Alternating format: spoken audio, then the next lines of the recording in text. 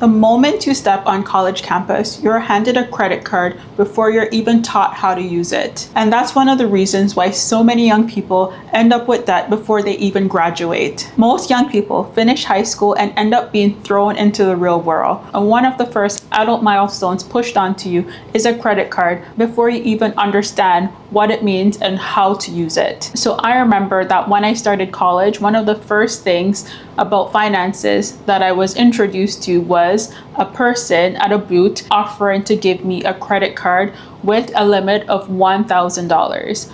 And they offered a free t-shirt, a free voucher, and before I knew it, I signed up for my first credit card. This is a pretty common experience, as a lot of these creditors prey on young people because one, they may not fully understand what it means to have a credit card. Yes, they're of the legal age to get a credit card, but they don't understand the trap they can fall into by agreeing and saying yes to that credit card, yes to that free t-shirt and pizza voucher. Probably fall into the category where you're probably broke or dependent on your parents where they're paying all your bills. Then having a credit card just seems to be the answer to you getting by.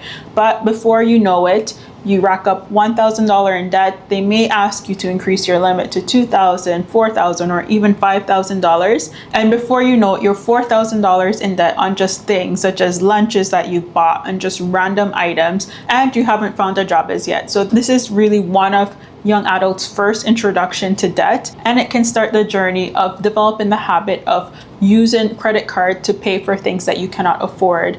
And when you leave college, sometimes it may take a long time to find a good job to pay off that debt, and you're left with the interest that is occurring every month if you don't pay off that balance. And one thing that really stands out is that a lot of young adults or a lot of people really don't know how to read their credit card statement. So they make payments on their credit card, but they don't know how much to make and when to make that payment by in order to avoid interest charges. In this video, I will be breaking down how to understand your bank statement and strategies that you can take if you're in debt to quickly pay off your debt. Most people get this wrong and end up paying a lot of money in interest because of not understanding how much to pay on their credit card and by when. So when you open up your bank statement, and nowadays these bank statements can be easily accessible on your phone. You can access it and see how much you need to pay wherever you are, versus back in the days you'd have a paper copy of your statement, and some banks actually charge you to receive paper copies. So this information is readily available more than ever. When you open up your bank statement, you will see a billing cycle,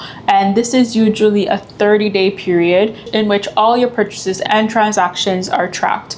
For example, billing cycle may start on October 1st and end on October 31st. So your billing cycle shows all the transactions that have occurred, all the things that you purchased, all the refunds, anything that happened within that time. Then on your statement, you will see something called a due date. The due date of the payment, which is the amount that you have accumulated in your billing cycle, will be due typically 21 days after the end of the billing cycle. So if the billing cycle closes on October 31st, then your due date will be on November 21st, for example. In order to avoid paying interest on the amount that you have accumulated in the billing cycle, you will need to pay that total amount before the due date. The 21 days after the billing cycle is typically known as a grace period, and you don't pay any interest in between that period as long as you pay the amount due before the due date. Here's where most people get confused, and it's with the current balance. So let's get this clear. So the current balance is everything that you've spent on your credit card. So it includes the amount due from your previous billing cycle, so the previous month,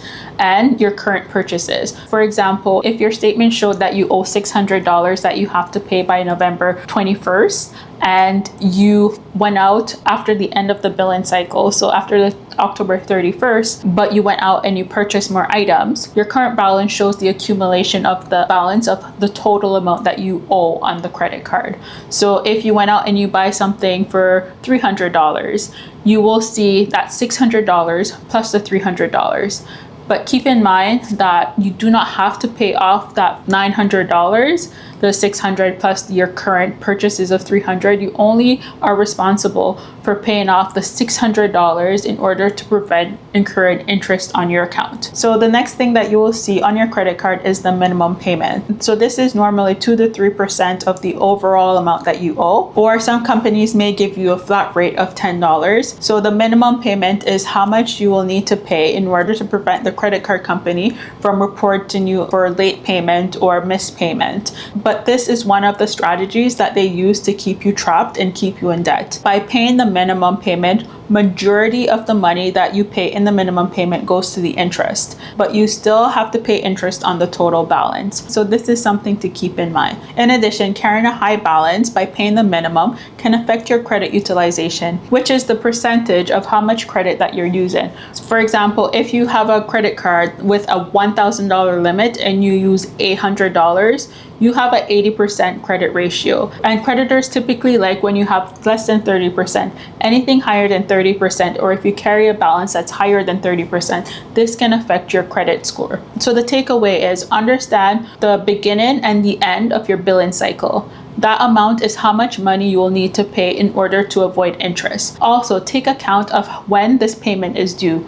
Pay the amount that is due before the due date in order to avoid interest. If you pay the minimum payment, majority of the minimum payment goes towards interest and not towards the balance, and you still have to pay interest on the cumulative amount that is due. So let's quickly dive into some strategies if you have credit card debt, how to tackle it in order to pay it off quickly. So the first thing is developing good habits. So number one is if you don't have the money to pay it off, my tip is do not put things that you cannot afford to pay off at the end of the billing cycle on your credit card. Use your credit card for essential items only. Do not put frivolous things on your credit card because you want to get the cashback reward or the flight points, because that's a trap that credit card companies use into put in every and any purchase on your credit card. And before you know it, this can build up and accumulate and leave you in massive debt. So if you want to use your credit card, put essential items on your credit card, such as utility bills, groceries, things that you actually need to live, and make sure that you have money at the end of the day to pay it off in order to avoid paying interest and in order to avoid accumulating debt. When it comes to paying off your credit cards, there is a few approaches that you can use in order to tackle debt. The first one is the avalanche approach. If you have multiple credit card debts, organize them based on the balance, the interest, and the minimum payments. Using the avalanche method, you would pay the minimum of all your cards. So if you have 3 cards, pay the minimum on all 3 cards and use the excess money to tackle the debt with the highest interest. This strategy saves you money long term when it comes to having to pay extra money due to high interest costs. Another option that can be used is called the snowball method.